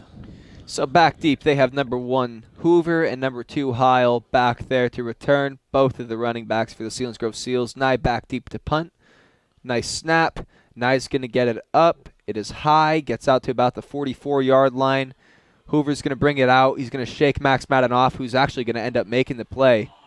Oh. Yeah, the ball might have came out there on Max's tackle. Maybe Corey Adams came in and punched it out as the second guy. We'll see what the refs call here. This could be interesting. That's going to be a huge play. If this is the Indians' ball, that's huge. And it looks like it is. We'll see if it comes out here. Ladies and gentlemen, after some discussion, they gave it to the Seals. And the Seals recover. Whew. Yeah, even on the replay there, I couldn't even see when the ball came out. I'm not sure. Definitely either Max or Corey that punched it out there, but unfortunate for the Selinsgrove Seals to recover that. But even on the recovery there, that's certainly some good momentum, a good play that you can take and build off of. Yeah, certainly. Now Baston's going to run back out to the huddle. They're actually going to keep Hoover and Heil in there. See what they're going to run. They're going to run a power I formation. They're going to have double tight ends. This is actually 12 men. 12 men in the huddle. That's going to be against the Seals, but they're coming out in a wishbone formation. This is a classic formation. You don't see that often, but it's going to send them back here. Yeah, the Seals have been sloppy tonight on penalties, and we have as well, but it's been bad on both sides. Don't know the penalty yardage stats, but I assume they're fairly even. Not great for either side so far tonight. They're coming out in a wishbone formation, double tight end. You rarely see a formation like that anymore. But they're going to roll him out. It looks like they're going to run it with Bastion. Bastion is going to run about 40 yards to get a 2-yard gain. Great job by the Shamokin defense of stringing that play out. Yeah, it kind of looked like he wanted to throw that ball there, but there was really no one downfield for him to even try to throw it to. So he maybe tried to fake the linebackers out there, even though he knew he was going to run it the entire time, and the Indians were not fooled. Brings up a 2nd and 15 almost here. So great play by the Shamokin defense, and this is a big down to try and get them in a 3rd and unmanageable. Yeah, it looked like just like a simple 19 sweep or something like that with the quarterback, but they're going to come back out in that wishbone formation. Can't really pass out of this, but they're just going to pitch it. Heil's going to get a decent gain. He's going to get that back to the original line of scrimmage, it looks like, where the Seals should have started if they didn't break the huddle with 12 players on the field. Yeah, Brock Nye almost had him there in the backfield. Couldn't quite get him there, but he slowed him up maybe a little bit and allowed the other defenders to get there. So it brings up a 3rd and 10, and this is an extremely favorable position for the Indian defense to be in right here. 3rd and long with a team that hasn't completed a pass all night. Yeah, I like the Indians' odds. But they're actually going to come out. Just jinx us there. But. Well, we'll see. I mean, tight end right, slot to the left side, and Bastion's going to come straight back. Heavy pressure. Bastion's going to roll out. Bastion's just going to take off with it. He actually had a receiver wide open downfield. The closest guy was about 5 yards behind him, and if Bastion keeps his eyes downfield, he puts that ball up. That's 3 times that if you have somebody who can stretch the ball vertically, I'm not saying Bastion can't, it's just that he hasn't yet in this game. If you have somebody who can, or somebody who does, the Seals, I think, are up in this right now. A lot of broken coverage so far. Yeah, he had good speed there. Looked like he might have broken one, but there were several Indians defenders there ready for him to run that ball, and great stop on 3rd down. Catherman's going to put that 30 yards in the sky. Very bad bounce. I don't know why Indians players are running back towards the ball. You got to get away from that ball. Yeah, that was definitely a little bit of a mental lapse there. Sam Chicatano's yelling up here in the booth to get away from it every single time. So, and they almost did touch it there, but the Selinsgrove let it bounce one too many times there. I think for them too, it was clearly taking the Shamokin bounce, and they let it bounce a little bit. Eerily reminiscent of the Falcons play the other week, where they just yeah, weren't sure of the rules. Oh, man. But you have to look at that ball as a live grenade. You touch that thing, ooh, that's not good. So they got away with one there, but they're going to go tight. They're going to go heavy right, power eye left. It's going to be going to the left side to Madden. Madden's going to get a gain of 2. Yeah, this drive, I think the most important thing on this drive is just eat up clock. I mean, there's a minute left in the 3rd quarter here, but the way these drives are going, there's maybe 3 to 4 drives a quarter. Like, the way they are constantly running the ball, both teams, they do not get many opportunities in each quarter. So I think the Indians have got to have a sustained drive here, and that'll put them in an extremely favorable position going in the 4th quarter. They're going to go heavy right, power eye right. They're going to shift into the wing T formation, and they're going to hand off to Madden. Madden's going to get a decent chunk of yardage there. I think that they're getting more yards now when they're not in that power formation. Seems like they're moving the ball a bit more efficiently when they line up in that wing T formation. Yeah, well, that power formation, the defense has got to know for almost a fact that you're going to run the ball every time, and they do know that, so they're going to come out and they certainly have a higher success rate of stopping those, even though the Indians have had success tonight, pretty much any formation they've gone to, but certainly better when they do not make it super obvious that they're going to run. Now they're going to line up in that heavy backfield again, tight end to the left side. They are going to hand it off to Paul, who's going to put his shoulder down, try and get some yardage there, but maybe a couple inches, not much. Good stop by that Selinsgrove defense. And who's in on the play but number 44, Ryan Almond. And that's the end of the 3rd quarter here. Selinsgrove Seals showing a strong performance in defense in the 3rd quarter. But your Shamokin Indians lead 9-0 going into the 4th quarter. Yeah, pretty good 3 quarters of football here from both the offense and the defense. Even though they only have 9 points, I mean, the offense has looked a lot better than that.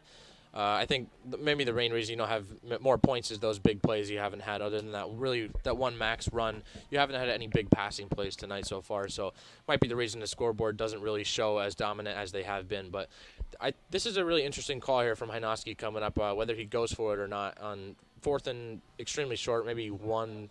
Probably not even 2 here. So if Hynoski goes for it, I think that really shows your team that you have faith in them and that they're going to get this first down. And a first down here would be huge, just going to kind of kill the Selinsgrove their hearts here. So. And I'm going to say, if they get this first down, man, that's going to be a hard thing for the Selinsgrove Seals to overcome, because this top of the 4th quarter close game, you get a first down on 4th and short when the defense needs to step up. If the Selinsgrove defense fails to step up, the Indians may be able to seal this game out. This play, you don't realize it, but this play may have the potential to close out this game. Yeah, and we would have certainly all the momentum here, and Hynoski is lining up to go for it here. So this is a huge play here for the Indians. Tight end left, power eye left.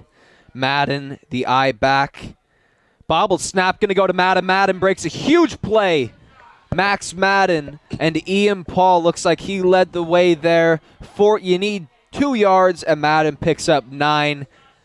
That's a huge play. And that is how you drive a stake through the opponent's hearts right there. I mean, they're trying to line up to stop a short yardage gain, and then you get through that first level, and there's not much there. And Max got a pretty big gain there on 4th and extremely short. So that was huge.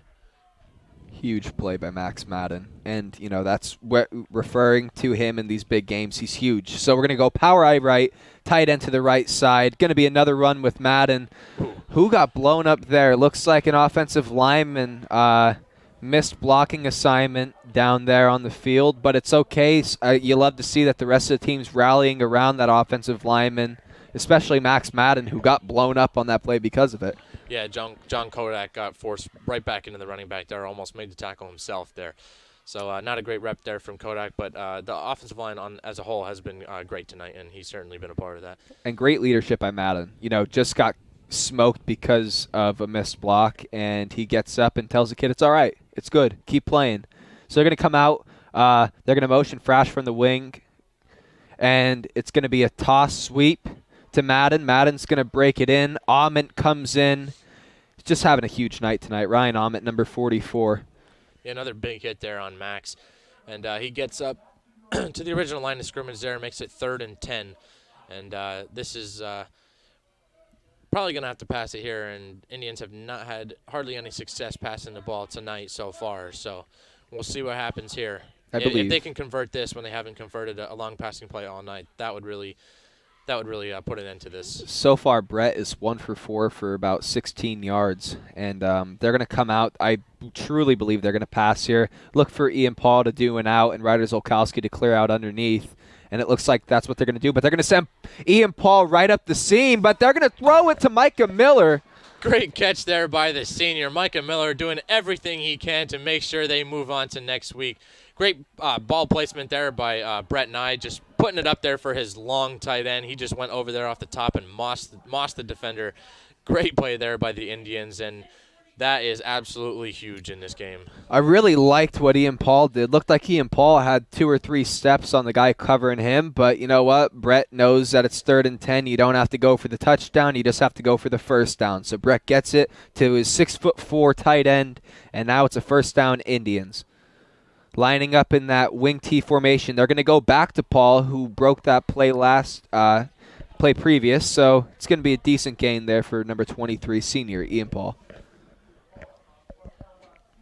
And, I was talking to Ian Paul earlier today. He told me, I said earlier about how the seniors are aware that this could be their last game. He told me he doesn't want it to end, and he said that he was going to do everything in his power for it to not end. So, he's been playing hard tonight, leading the way for Max Madden. And speaking of Madden, they're going to go back up the middle with Madden. Nothing there. Aaron Rothermel, number 41, in on the tackle. So here we are in 3rd and long again, and Indians are going to be forced to go back to the pass, maybe even to Micah Miller again, honestly, would be a good bet, especially down here near the red zone. We'll see what the Indians draw up here. But if they can convert on 3rd and long again, that would just be absolutely, it would be huge. Yep, this play right here. This play right here is another huge play, and they're going to come out in heavy right, power eye right formation, 3rd and 8, probably going to be a play action. But they are going to hand it to Madden. Madden's going to come out to the right side. Nothing there. A host of Selinsgrove's players coming in on the play. Number 64, Vance Metzger. Yeah, interesting call there. It seems like when you call something like that, you're going to go for it on 4th down. So they probably are likely going to do that here on about 4th and 7. So, interesting. Don't love the play call there, but, we'll see if it works out here on 4th down. Now the Indians are going to come out. They're going to come out in a wing T formation. You have Zolkowski split down to the right side, Frash to the left on the wing. He is all alone down here.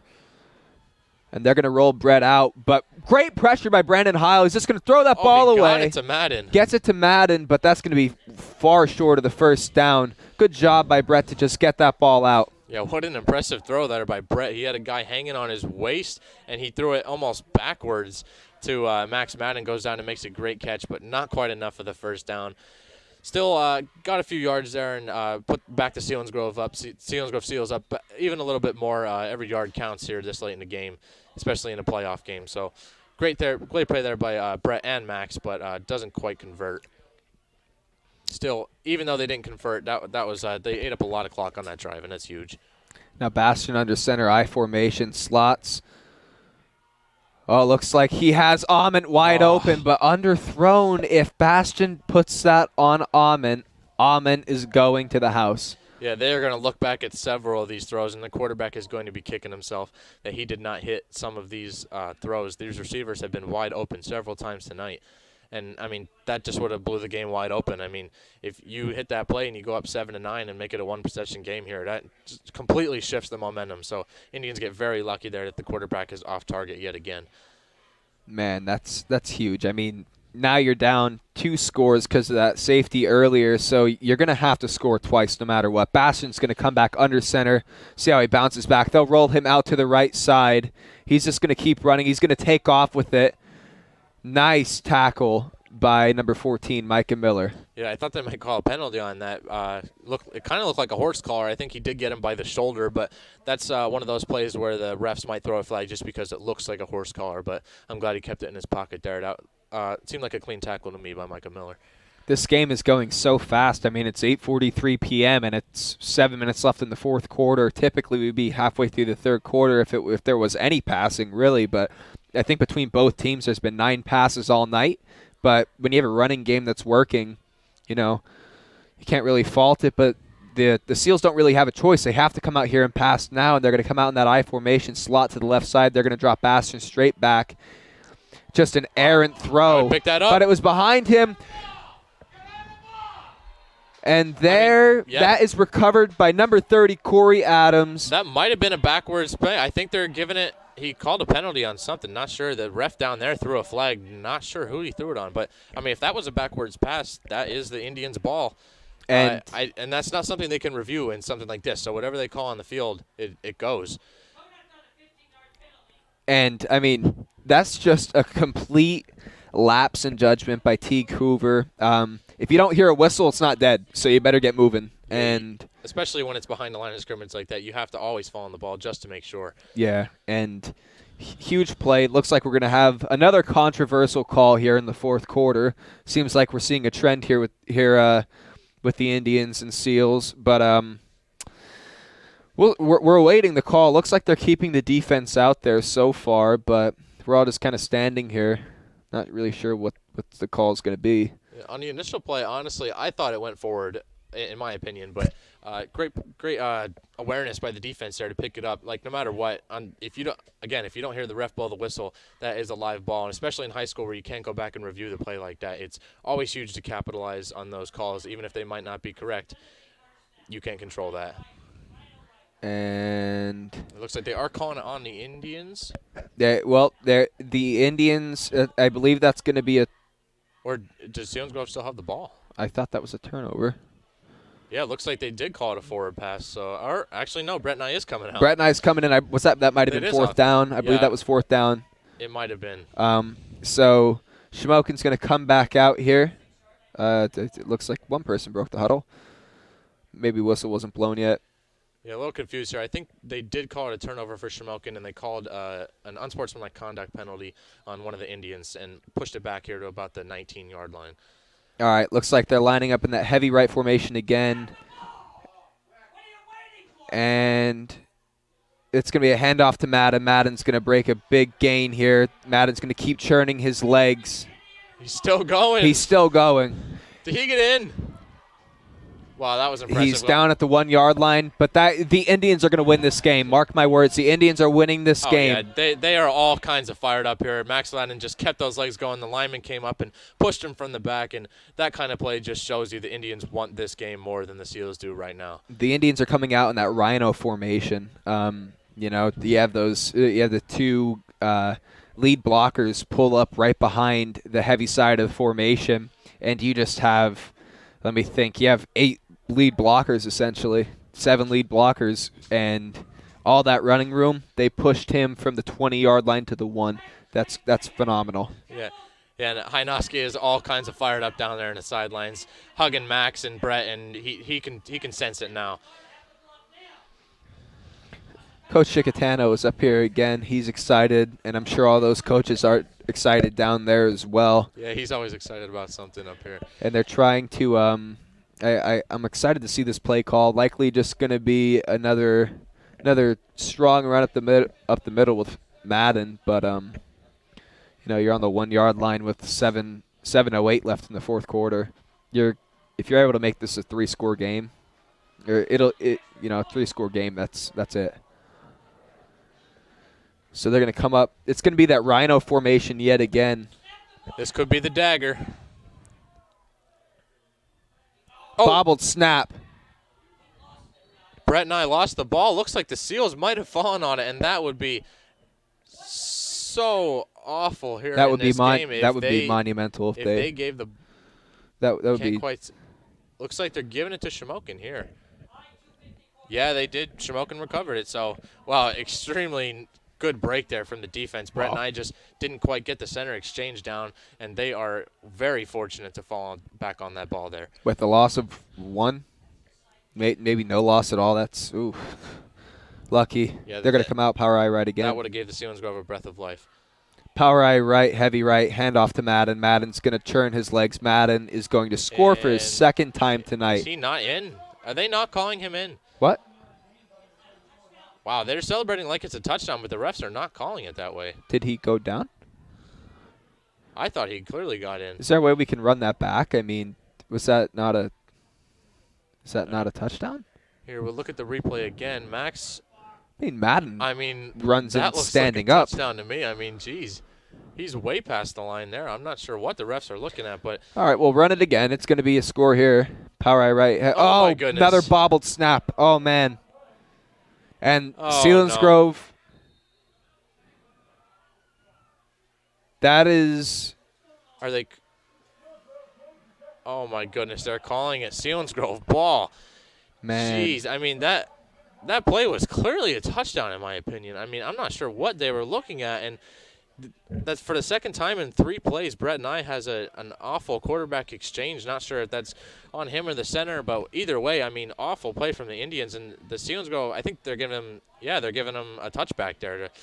Seals recovered it in the end zone, so they're bringing it all the way out to the 20-yard line instead of the Indians having them push back on their own inch line. 6-inch line, yeah. Yeah, get a potential safety or something there. But, wow, that is a huge break for the Seals. And that's never quit. If the Indians score there, the game is over. It's practically over, but now they're going to line up in this formation that they opened the game with: shotgun, heavy right like a Rhino, kind of like the Indians run. Bastion's going to run it up the middle for no gain. Maybe 1. Yeah, good play from the defense there, not to allow the Selinsgrove to capitalize on that momentum immediately and stop them for a short gain. We'll see if they can continue to do that. If they can stop them on this drive, obviously Selinsgrove has to score right now on this drive. And if they don't, I mean, the Indians are most likely going to win this game. It's essentially over. Yeah. So I think the Seals understand and the Indians understand how important this drive is. Yeah, could you imagine if we didn't get that safety early in the game and it was 7-0. Yeah, it's still a 1-possession game here. That play would have been absolutely astronomical. Lining up heavy again, and it's actually Heil this time in the backfield. Heil's going to cut it back, and that's a really, really nice play made by number 72, Brockney.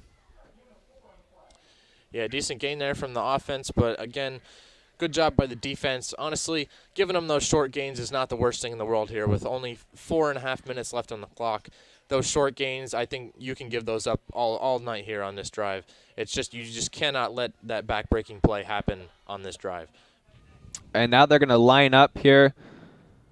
Same formation, that Rhino formation out of the shotgun. They're going to motion Amon, and they're just going to run another run with the QB. QB gets the first down. Bastion, it was 3rd and short, 3rd and 3, and Bastion's going to pick up about 9.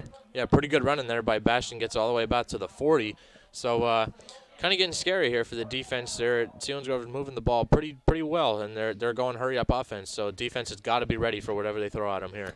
But if you're the defense, you need to also realize they can't throw the ball efficiently, and there's 4 minutes left in the game. Bastion's going to drop straight back. Going to go back to Ahmed. Underthrown. Oh. Zolkowski drops what would be the game-ending interception. Essentially the game-ending interception with 3 minutes left. And 2 drop picks now for Zolkowski. Yeah, Should have 3 tonight. I was just going to say his second drop pick from Zolkowski. I mean, that was amazing coverage again.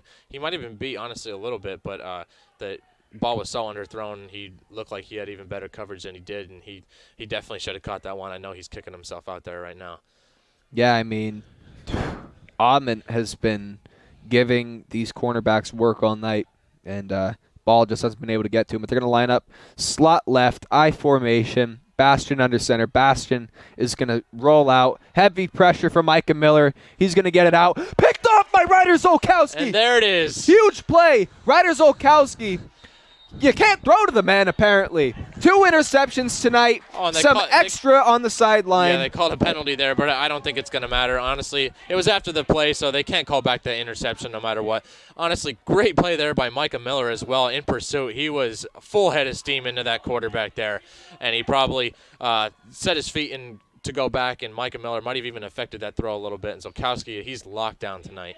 And it looks like that play, it may have been unnecessary roughness on number 67, Luke Burkowski. We await the call here. And it is on Selinsgrove, most likely the unnecessary roughness, like you said.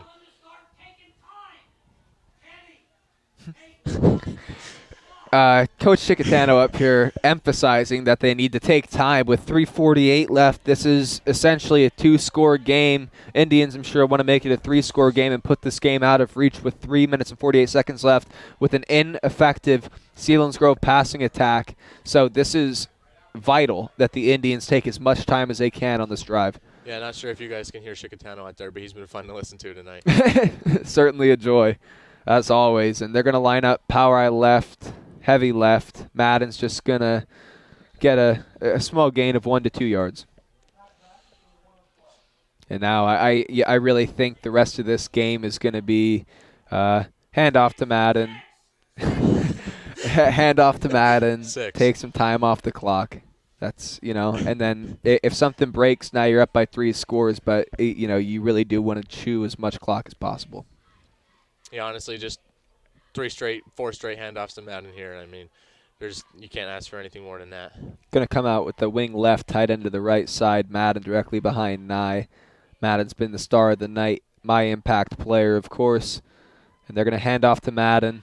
Madden fits through a really tight hole. Max Madden running with a purpose tonight. Max Madden gets it to the 2-yard line and tells the guys, get up, because we're winning this. He has been absolutely insane tonight. Max Madden has just gone crazy, going beast mode here tonight. I mean, look at him. Look at him come through, breaks through a small hole, and he's just dragging a Selinsgrove defender for yards. Yeah, I thought he was done several times on that run, and he just keeps churning. And here, for the Indians, got the ball at about the 3-yard line here. Got to be wary of that quarterback center exchange here, and that's pretty much all you got to worry about here. Don't even necessarily have to score, although it would be nice. Wing T, they're going to motion fresh to the heavy side of the formation. I have a feeling it's going to be going to that side, and it will. And Max Madden is going to walk in for his 2nd touchdown of the night. Yeah, should be his 3rd. Can't call that one short there, and that one essentially wraps up the game here for the Indians in the District 4 semifinals. Great game all around by that offensive line, that run game, and especially Max Madden. I mean, Max Madden shows up every big game. He has to have about 130 yards on the ground tonight with 2 touchdowns. They fed him about 20 times, and you love to see it, especially for that kid. He's a workhorse. He can do it all. Bit of a quiet season, about 700 yards, but he's been a dependent guy, and he shows up when they need him to. And they're lining up to go for 2 here to make it a 17-point game, make it a 3-possession game. Was going to be a tight end dump for Nye, but Nye's not going to have anything there. He's going to get crunched by quite a few Selinsgrove defenders, amongst them number 40, Spencer George. Yeah, he couldn't quite get to the outside there, not quite enough speed to get the edge. Maybe should have dumped it off. He could have dumped it off the fresh there if he turned around and looked for the ball, but either way, still, yeah, it is still technically 2 possessions here. So it's not over till the fat lady sings, but Indians certainly have great momentum here, and it would take a total breakdown for them to lose this game. Basically, I think the Seals will have to convert an onside kick to even have any chance. I think if the Seals get their passing game together in the last 2 minutes and 27 seconds of this game, they get two 2-point conversions after 2 touchdowns. It's 16-15 here, so it's not over. I'm trying to make everybody aware that this is not over. They would have to get the onside kick, of course, but there's no more time. There's no more time left for this team to be inefficient. They have to really step up here. And now Deal lined up for the kick. He's kicking back deep to number 1, T. Coover. Wow, great kick there from Dom Deal again. And it's going to actually number 4, Nate Ament is going to field that one. Big lane. Ooh, huge hit by Joe Tar. He just kind of ran into Joe Tar there, and it looks like he might have tripped him on that. He might have been a little salty that he tackled him there. Got blown up. Yeah. Joe Tar was looking for a flag there. He's always looking for a flag, but great play there by Joe. And, again, not great coverage there, but the Indians a pretty good return there from the Seals. But defense steps up and do their job. It doesn't matter.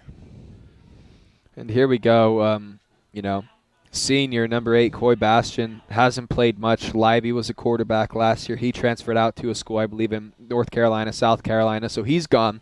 So they've had Bastian step up, not throwing a passing touchdown all season. You might want to throw one now. Yeah, that's a pretty crazy stat. It is. This is huge. The Seals ride or die with this running game, and now they're going to come out in a spread formation. Last time I saw this was last season, really, and Bastian's just going to roll out. Nothing there. He's going to throw it away. Pretty good coverage by this secondary for the Indians. And you can't talk enough about the Indians here in this game. Coming out their 3rd game against the Seals, that's unheard of. In the NFL it happens sometimes, but really you never see a 3rd game against the same team in any level. So it was certainly an interesting prospect for the Indians to come out here and do what they do, even though both teams know what they're going to come out and try to get to. And Indians just they ran their plays and it worked for them all night. And credit to them. Bastian's going to drop straight back. He's going to look downfield. He's going to throw to Ament. I'm impressed with Bastian's arm strength. Some of these balls that he's getting downfield have a lot of zip on them, but I just don't know if the touch is there and the accuracy right now. But I've been impressed with his arm strength. That's a positive to take away if he's looking for any tonight. But it's just been a rough game for the Seals passing attack. Yeah, it really has. Shamokin corners, honestly, they have gotten burnt a few times and just got extremely lucky and fortunate that the quarterback wasn't able to put it there. So definitely something to work on this week for the corners going into next week, hopefully. Again, don't want to talk too prematurely, but spread offense. He's going to run out towards the pressure. He's going to take off. Frash out there at linebacker. You got 2 Indians down here on the field, and he threw a flag at the very, very end. Not sure what was going on. May have been a dirty hit. Yeah, it was an extremely late throw on the flag there. Let's see what they call. But it's all right. Both Indians got up and they're walking. Looked like number 68, Hunter Road Armel, and number 14, Micah Miller. 2 big seniors for this Indian squad. But talking about that passing attack for Selinsgrove, last week they really ran off of the play-action pass. I believe Ryan Ament, number 44, had 3 receptions last week out of Bastian's 5 completions, which set the Seals up for 2 out of their 3 rushing touchdowns. When you're on the 2-yard line, it's pretty hard not to score, barring a poor exchange between the center and the quarterback. And just the play-action game hasn't been there tonight. They tried to get Nate Ament, number 4, involved in the play-action game, but just nothing there. The Indians have really worked on their defensive assignments in the passing game over the last week, and it shows tonight. Yeah, and I think they did call holding there on the Seals. The guy that was blocking Micah Miller was guilty of the hold. I saw him. That's why Micah ended up on the ground there. And the flag was a little late, but the ref did see it. So brings it back to a 3rd and extremely long here, almost 30, that the Selinsgrove Seals are going to have to convert at their last hope of any chance of getting back in this game. Yep, a nice crisp 3rd and 26. Easy field position for an offense to work out of. Obviously, I'm joking. This is You look, maybe a screen pass, maybe they over pursue, who knows? But they're going to run that spread offense again, and they're just going to send everyone vertical. Hopefully Bastion can buy some time. He needs to send it downfield, and he's going to find Brandon Heil on the side. No, I'm sorry. That is number 7, Nick Rice. Was he in bounds? They got another flag on Micah Miller there. That was a block in the back this time, definitely. And they've been clamping down on Micah a little bit here. Certainly been keying in on him, and it's resulted in flags 2 plays in a row. Mike is causing havoc, even if he doesn't make the play. I mean, Mike is literally a huge player at 6'4", 210 pounds. He's huge for high school, but also tonight, if you look at him, man, he put on some speed, he put on some weight in the offseason, and he's been getting a lot of pressure on Bastion tonight, and it's really impressed me. Yeah, he's been super impactful for here tonight, obviously. Talked about it a few times, him being a senior, and I certainly gives you a little bit of extra juice in what could be your last game as an Indian. So Mike has been extra motivated here to come out and put on a great performance. They broke the huddle with 12 players on the field, and they're not going to call it. I mean, they're looking at maybe it's already 4th and 26, what's 4th and 31, but Bastion's going to unload downfield. The receiver did not even see the ball. I mean, honestly, that was a beautiful ball down the sideline. That was the best ball I have seen Coy Bastion throw in the 3 games that the Seals have played the Indians. And go figure, of all the times that the receivers, who've been doing a pretty good job tonight, of all the times to slip up. Yeah, that was an extremely tight spiral, and the receiver just never saw it. I'm not sure what happened there, if he wasn't expecting the ball or what. But, I mean, that pretty much seals the deal here for the Indians. Maybe a little bit early to start kneeling the ball. Still almost 2 minutes left. Gonna feed Max a few more times. Maybe he can pop one in the end zone here and make the score look a little bit better. I mean, why not after what happened last week?